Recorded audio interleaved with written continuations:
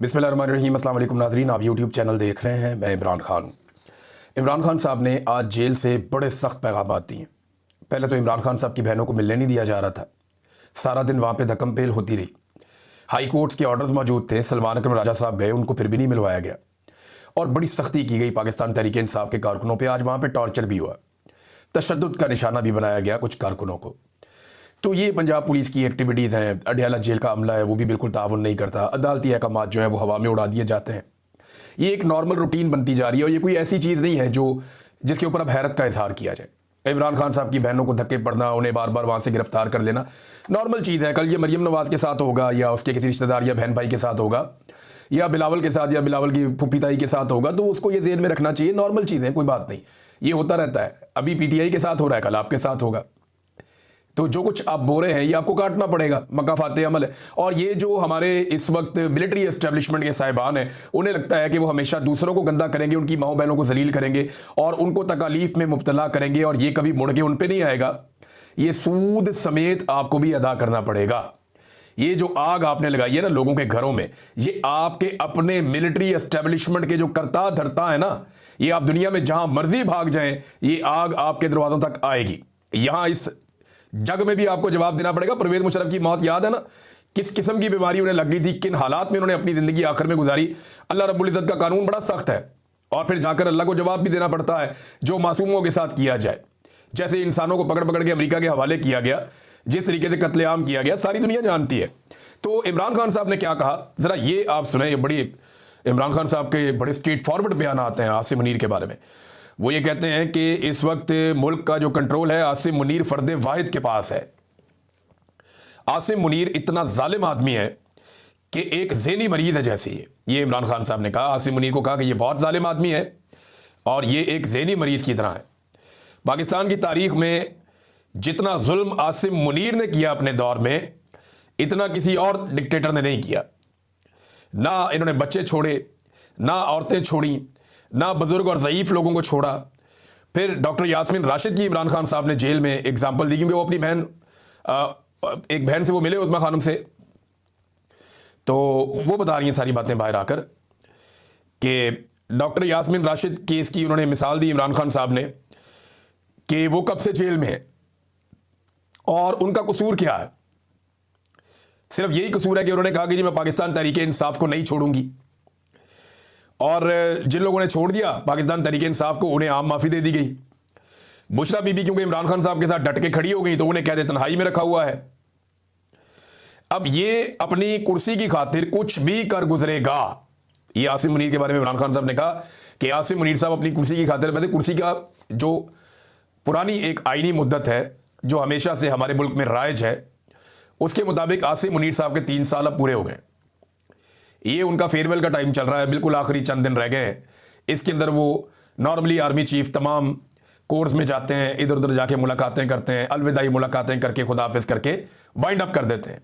Army chief normally ये करते हैं इन दिनों में। लेकिन आसिम मुनीर साहब ऐसी कोई भी एक्टिविटी नहीं कर रहे। इसका मतलब है जाना जुना कोई नहीं उन्होंने, और वो पक्के होकर बैठे हुए हैं। अब इमरान खान साहब ये कह रहे हैं कि ये सिर्फ अपनी कुर्सी की खातिर कुछ भी कर गुजरेगा। ये इस मुल्क में आसिम लॉ है। मुल्क की अखलाकियात ख़त्म हो गई हैं। जिस तरह सिक्योरिटी फोर्सेस आम लोगों को गोलियां मार रही हैं, जिस तरह हमारे साथ हुआ पाकिस्तान तहरीक इंसाफ के कारकुनों को गोलियां मारी गई, जिस तरह मुरीदके में कत्लेआम हुआ, कश्मीर में जो कुछ हुआ अवाम के साथ, इसके पीछे सिर्फ एक आदमी है जो आसिम मुनीर है। यानी इमरान खान साहब का ये मानना है कि कत्ल व गारतगिरी के जितने वाक़यात हुए उनके पीछे आसिम मुनीर साहब। देखिए, जनरल बाजवा ने बड़ा गंद मारा था पाकिस्तान की पॉलिटिक्स में। ख्वाजा आसिफ के बकौल जनरल बाजवा ने वो घटिया और इतनी ज़्यादा सियासत की कि ख्वाजा आसिफ जैसा सियासतदान भी अपनी सारी ज़िंदगी में इतनी सियासत नहीं कर पाया। तो जनरल बाजवा की बड़ी घटिया सियासत थी, लेकिन गोलियां उसके दौर में नहीं चली इस तरह, बंदों का इस तरह कत्लेआम उसके दौर में नहीं हुआ। लेकिन अब इमरान खान साहब कह रहे हैं जो कत्लेआम हुए ये सारे के सारे इमरान खान साहब ने उठा के आसिम मुनीर साहब के खाते में डाले। उन्होंने कहा जी बिल्कुल इसके पीछे सिर्फ एक आदमी है जो आसिम मुनीर है। पीटीआई किसी से बातचीत नहीं करेगी। अच्छा, अब ये जो मुज़ाकरात के हवाले से ढोल पीटा जा रहा है कि मुज़ाकरात किए जाए, हुकूमत को अंगेज किया जाए, एक कदम हुकूमत आगे बढ़ जाए, पीटीआई एक कदम पीछे हट जाए, एहतजाज की सियासत ख़त्म कर दी जाए, ये आजकल बहुत शद्द और मत के साथ ये बयानियाँ इमरान इस्माइल साहब और फवाद चौधरी साहब ये ज़्यादा बात कर रहे हैं और गुज़िश्ता चंद दिनों से ये बहुत ज़्यादा मुतहर्रिक भी हैं। इमरान इस्माइल साहब क्योंकि इतने पक्के सियासतदान नहीं हैं, वो इमरान खान साहब से उनके ताल्लुकात बहुत अच्छे थे, पुराने साथी थे, गवर्नर बन गए थे। लेकिन इमरान इस्माइल साहब वैसे भी कमज़ोर आदमी है, कच्चे आदमी है, फौरी तौर पे पैरों से निकल जाते हैं, तो वो बात भी बता देते हैं जो बात नहीं बताने वाली होती। तो इमरान इस्माइल साहब ने खुल के बता दिया कि हमारी तो एस्टेब्लिशमेंट ने मुलाकात करवाई शाह महमूद कुरैशी से और दीगर साथियों से, और वो राब्ते जो हैं वो मौलवी महमूद साहब के हैं, वो हमारे ये राब्ते करवा रहे थे। फवाद चौधरी साहब कभी ऐसी गलती या इस तरह की बात नहीं करेंगे। अब इमरान इस्माइल साहब और फवाद चौधरी साहब कह रहे हैं कि जी मुज़ाकरात करने पड़ेंगे, हुकूमत के साथ बैठकर बात करते हैं, अपोजिशन को इकट्ठा करते हैं, हुकूमत को इकट्ठा करते हैं, फिर एस्टेब्लिशमेंट के साथ मिलकर बात करते हैं। ये फवाद चौधरी साहब का फॉर्मूला है।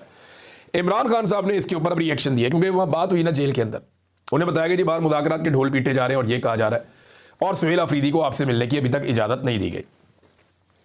तो इमरान खान साहब ने कहा जी कि पीटीआई किसी से कोई बात नहीं करेगी और मुज़ाकरात हमने इस जाली फार्म 47 की हुकूमत के साथ हम कैसे कर सकते हैं, इनसे बात करने का कोई फ़ायदा नहीं है।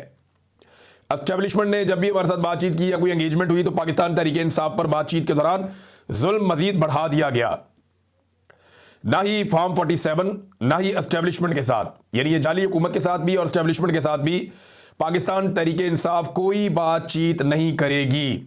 इमरान खान साहब ने कैटेगोरिकली ये स्टेटमेंट दे दिया कि तहरीक की तैयारियां करो, जाके जो करना है वो भी इमरान खान साहब ने बता दिया, वो मैं आपको आगे बता देता हूं। लेकिन इमरान खान साहब ने यह वादे कर दिया कि कोई भी पाकिस्तान तहरीक इंसाफ ना तो हुकूमत के साथ बातचीत करेगी ना ही एस्टेब्लिशमेंट के साथ बातचीत करेगी। जो भी बातचीत होगी वो जो एक इत्तेहादियों का प्लेटफॉर्म बना हुआ है तहरीक तहफ़्फ़ुज़ आईन पाकिस्तान का, जहाँ पे अचकज़ई साहब हैं, अल्लामा राजा नासिर अब्बास साहब हैं और पीटीआई के दीगर लोग भी हैं, वो प्लेटफॉर्म अपने तौर पे बातचीत कर सकता है, एंगेजमेंट्स कर सकता है। लेकिन पाकिस्तान तहरीक इंसाफ सिर्फ उस प्लेटफॉर्म को सपोर्ट कर सकती है, डायरेक्ट किसी बातचीत का हिस्सा पाकिस्तान तहरीक इंसाफ ना तो एस्टेब्लिशमेंट के साथ बनेगी और ना ही हुकूमत के साथ किसी बातचीत का हिस्सा बनेगी। तो ये इमरान खान साहब का एक फैसला है। फिर इमरान खान साहब ने कहा कि तारीख में किसी सियासी कैदी को मेरी तरह नहीं रखा गया, मुझे कैद मंजूर है मगर आसिम मुनीर की गुलामी किसी हाल में कबूल नहीं है। कैद में मुझे मौत आ जाए मगर गुलामी किसी तरह कबूल नहीं करूंगा। अब ये इमरान खान साहब ने बड़ा कैटेगोरिकली कह दिया क्योंकि वो ये समझते हैं कि आसिम मुनीर साहब इमरान खान साहब को सरेंडर करवा के अपने गुलाम के तौर पे बाहर लाना चाहते हैं। वैसे आसिम मुनीर साहब को इस बात का शौक है, ये मैं ज़ाती तौर पे इसलिए जानता हूँ कि एक दिन आसिम मुनीर साहब ने 3 सहाफ़ियों का नाम लिया और एक चौथे सहाफ़ी के सामने ये कहा, अगर वो सहाफ़ी ये सुन रहे हैं तो वो इसकी तस्दीक कर सकते हैं अगर करना चाहें तो, नहीं तो फिर आसिम मुनीर साहब की रिटायरमेंट के बाद तस्दीक कर दें, तस्दीक तो इसकी हो जानी है। आसिम मुनीर साहब ने एक सहाफ़ी को यह कहा कि इमरान रियाज से मैं कदम बोसी करवाऊंगा जैसा कि कौन करता है, तलत हुसैन का नाम लिया था और भी 2 नाम लिए थे, मैं पर्दा रख रहा हूं, लेकिन तलत हुसैन का मैं इसलिए ले रहा हूं कि तलत हुसैन साहब सारी हदें अबूर करते जा रहे हैं, सारी हदें क्रॉस करते जा रहे हैं। तो आसिम मुनीर ने जिन 3 सहाफ़ियों का नाम लिया कि जैसे वो मेरी कदम बोसी करते हैं ऐसे मैं इमरान रियाज से भी कदम बोसी करवाऊंगा और उसकी नाक रगड़वाऊंगा। मेरा अल्लाह ना रगड़वाए तो किसी का बाप भी नहीं रगड़वा सकता।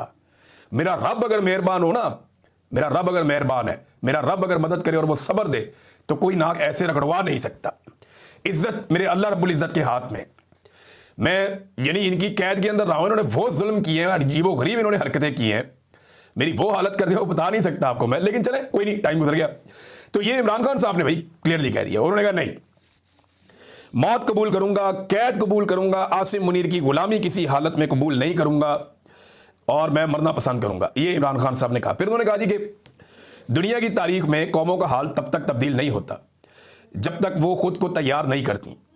आज़ादी या मौत, आपको एक चुनना पड़ेगा, या आप आज़ादी लेंगे या आप मौत लेंगे। कौम को इस लेवल तक अपने आप को तैयार करना पड़ेगा। जब तक कौम खुद को तैयार नहीं करती तब तक आज़ादी नहीं मिलेगी। फिर इमरान खान साहब ने कहा क्योंकि सलमान अकरम राजा साहब पे तो बहुत बड़ी ज़बरदस्त बम्बारमेंट होती है, उन पे अटैक किया जाता है सलमान अकरम राजा साहब पे, तो उनके हवाले से इमरान खान साहब ने कहा जी मुझे उस पर पूरा भरोसा है सलमान अकरम राजा पे, और उन्हें पैगामात पहुंचाए जाएं मेरी जानिब से, क्योंकि पार्टी को कुछ पैगामात इमरान खान साहब ने पहुंचाएं, वो सलमान अकरम राजा साहब लेकर जाएंगे और ले जाकर पार्टी के लोगों को देंगे। अब क्योंकि खान साहब ने ये पैगाम है इनके, जब ट्विटर हैंडल से आएगा तो बाकी जो चीज़ें रह गई हैं वो फिर रिकॉल करके वो बताते हैं और फिर इमरान खान साहब का पूरा एक ट्वीट जारी हो जाता है, वो ट्वीट भी जारी हो जाएगा। लेकिन चंद चीज़ें मैं आपके सामने रखता हूं जो बड़ी इंटरेस्टिंग है। इमरान खान साहब ने मुरीदके का तस्करा किया तो आज सुबह सुबह एक वीडियो आई। मैंने उस वीडियो को बड़े गौर से देखा। जिस शख्स ने मुझे वीडियो भेजी उसने कहा जी और वीडियोस भी हैं उसकी इतला के मुताबिक, और वो ये कह रहा है कि ये एक वीडियो नहीं है, ये ज़्यादा वीडियोस हैं और वक्त आने के साथ साथ मजीद वीडियोस सामने आ सकती हैं। इन वीडियोस में ना मुरीदके लिखा हुआ है, पीछे एक बाटा की दुकान भी है, उसके ऊपर नंबर भी लिखा हुआ है, पीछे एक जगह पे एक लिखा हुआ मोटरसाइकिल सवार हजरात जो हैं वो अंडरपास से गुजरे हैं, वो भी एक जगह पे लिखा हुआ है, सामने कुछ नंबर लिखे हुए हैं, एक एड्रेस लिखा हुआ है मुरीदके का। तो ये कंफर्म हो रहा है कि ये एरिया कहीं मुरीदके का ही है। फिर वहां पे जितने बड़ी तादाद में पुलिस खड़ी है, जिस तरीके से उन्होंने हेलमेट और वो सामान पहना हुआ है, तो ये किसी मॉब को कंट्रोल करने के लिए पुलिस इस तरह का सामान पहनती है। तो मुरीदके में माजी करीब के अंदर जो एक बड़ा इंसिडेंट हुआ वो ये सानिया मुरीदके का है, जहां पे तहरीक लब्बैक के लोगों पर गोलियां चलाई गई। अब ये जो वीडियो है ये इतनी खौफनाक है, इसमें एक ट्रक नजर आता है और पुलिस वाले कुछ उस ट्रक के अंदर डाल रहे हैं और आसपास जो है वो घेरा डाला हुआ है, पुलिस ने, गाड़ियां भी खड़ी हैं और पुलिस वाले ही वहां पे मूव कर रहे हैं, इधर उधर आ जा रहे हैं। अब ये जो सिक्योरिटी फोर्सेज के लोग हैं इनमें कुछ सादा कपड़े वाले लोग भी हैं। एक मैंने बड़े गौर से जब क्लोज करके देखा तो वो ये दिखाई दिया कि एक बंदा है, अब जख्मी है या लाश है कुछ समझ नहीं आ रही, वो हिलजुल नहीं रहा, बिल्कुल उसके अंदर मूवमेंट नहीं है। उसको उठाकर पुलिस वालों ने ट्रक के अंदर फेंका है। अब इससे पहले कुछ लोग ये दावे कर चुके हैं कि लाशों को ट्रकों के अंदर डाल के वहां से मुंतकिल किया गया है। ये बड़ा हौलनाक सूरत हाल है, इसके ऊपर जुडिशियल इंक्वायरी होनी चाहिए। क्या वाकई वहां पे इस किस्म का कत्लेआम हुआ है मुरीदके में कि एम्बुलेंसों की जगह ट्रक लाने पड़ गए बंदे लोड करने के लिए? देखिए सैकड़ों एम्बुलेंसेज मौजूद रहती हैं हर वक्त पूरे पंजाब में, और जब इस तरह का सानिया या वाकया कहीं होता है तो उससे पहले वो करीब पहुंचा देते हैं कि अब क्योंकि ऑपरेशन होना है या सूरत हाल खराब हो सकती है, लोग जख्मी हो सकते हैं, तो जख्मियों को और लाशों को यहां से मुंतकिल करना। तो एम्बुलेंसें तो वहां बहुत ज्यादा थी, लेकिन इतनी ज्यादा एम्बुलेंसेज के होने के बावजूद ये ट्रक क्यों इस्तेमाल किए गए, ये बात अभी तक समझ नहीं आ रही। ट्रक क्यों इस्तेमाल किए गए? जिन लोगों का वो काम है उन्हें वो करने क्यों नहीं दिया गया? जो एम्बुलेंस के ड्राइवर्स हैं उन्होंने, जो उसके इंचार्ज हैं ईदी वाले, उन्होंने समा टीवी को इंटरव्यू देते हुए कहा, जो हुकूमत का अपना टीवी है, उसको इंटरव्यू देते हुए उन्होंने कहा जी कि यहां से जो जख्मी हम ले गए हैं वो 100 से 150 हैं, हम लोग ले गए, उनकी अपनी सर्विस और सर्विसेज भी हैं जो काम करती हैं। उन्होंने इतनी बड़ी तादाद में जख्मी बताए। लाशों के बारे में उन्हें कोई अंदाजा नहीं है। डॉन की रिपोर्ट ये कहती है कि हजारों गोलियां चली हैं और लगातार चलती रही हैं और बड़ी देर तक वहां पे फायरिंग होती रही है, बहुत देर तक, घंटों तक ये सिलसिला जारी रहा, शेलिंग और फायरिंग होती रही है और लाउड स्पीकर में ऐलान किए गए पुलिस की जानिब से कि बाहर कोई ना निकले। तो जब तक पूरा एरिया क्लियर नहीं कर दिया गया तब तक बाहर नहीं निकलने दिया गया। लेकिन जब फिर उसके बाद हम बाहर निकले तो फिर हमने देखा कि खून के धब्बे जगह जगह थे और हजारों गोलियों के कॉल सड़कों पे इधर उधर पड़े हुए थे। ये डॉन की रिपोर्ट है। और अब ये एक ट्रक नजर आ रहा है जिसके अंदर उठा के एक लाश फेंकते हुए, वीडियो का दुरानिया छोटा है, हो सकता है कि इसके आगे पीछे के दुरानिया की वीडियोस भी हो। जो वीडियो सोशल मीडिया पे गर्दिश कर रही है, मेरे पास जो वीडियो है वो उससे 7-8 सेकंड लंबी है, जिसने सोशल मीडिया पे डाली, हो सकता है उसने एडिट करके डाली हो। लेकिन अब मैंने बड़े गौर से देखा तो कम से कम 1-2 मरतबा मुझे ऐसा महसूस हुआ और एक मरतबा तो बहुत क्लियर महसूस हुआ कि एक बंदे को उठा के पुलिस वाले ट्रक में फेंक रहे हैं। हालांकि वहां तो बहुत सारी एम्बुलेंसेज थी और ट्रक की जरूरत क्यों पड़ी? तो इसलिए मैं ये कहता हूं कि बजाय इसके कि मामला और खराब हो, देखे ना ये डरे हुए तो हैं, इन्होंने सारे सियासतदानों की सिक्योरिटी तब्दील कर दी है, इन्होंने मरियम नवाज की सिक्योरिटी की पूरी स्क्रूटनी की है, इन्होंने ये इतने डरे हुए हैं कि मौलवियों को इन्होंने वजीफे लगा दिए हैं, बहुत सारी मसाजिद इन्होंने बंद कर दी हैं और इकरारनामे मौलवियों से ले रहे हैं। बड़ी अच्छी बात है, उनको पुरअमन रखना चाहिए, ये तो सबसे लेने चाहिए। लेकिन मुरीदके में ऐसा कुछ जरूर हुआ है जिस पे पर्दा डाला जा रहा है और इस पे हमें सबको बहैसियत कौम आवाज उठानी चाहिए। देखिए जुल्म इमरान खान के खिलाफ हो, किसी खातून के खिलाफ हो, किसी पश्तून के खिलाफ हो, किसी बलोच के खिलाफ हो, किसी पंजाबी के खिलाफ हो, जुल्म जुल्म होता है। तहरीक लब्बैक के खिलाफ हो, नून लीग के कारकुन के खिलाफ हो, किसी के खिलाफ हो, जुल्म जुल्म ही होता है। तो जुल्म के खिलाफ आपको आवाज उठानी चाहिए, हर दौर में उठानी चाहिए। तहरीक लब्बैक से लाख इख्तलाफात सही, लेकिन इसके बावजूद तहरीक लब्बैक के साथ जुल्म अजीम हुआ है, इनको घेर के मारा गया। और दोनों भाई जो साद रिजवी और अनस रिजवी हैं, ये बेचारे बाहर आके जो भी कहते रहे बेचारे बाहर आके, लेकिन ये एजेंसियों की तहवील में, ये लिखी बड़ी बात है, ये कहीं और नहीं है। हो सकता है शुमाली इलाका जार से बाद में बरामद हो जाए, हो सकता है ये कहें जी कि हम कहीं चले गए थे, हम वापस आ गए हैं। अभी तक तो वो नहीं मान रहे, अभी तक तो वो डटे हुए हैं। और दूसरा, उनको अंदर रखना भी मकसूद है, वो इसलिए इसलिए अभी उन्हें अंदर रखना मकसूद है, क्योंकि इस वक्त जो तरीके लब्बैक है उसके गुब्बारे में से हवा निकाली जा रही। पीटीआई का मैं आपको बता रहा था, कोई बंदा खरामा खरामा मिलता था, प्रेस कॉन्फ्रेंस करवा के बड़े खुश होते थे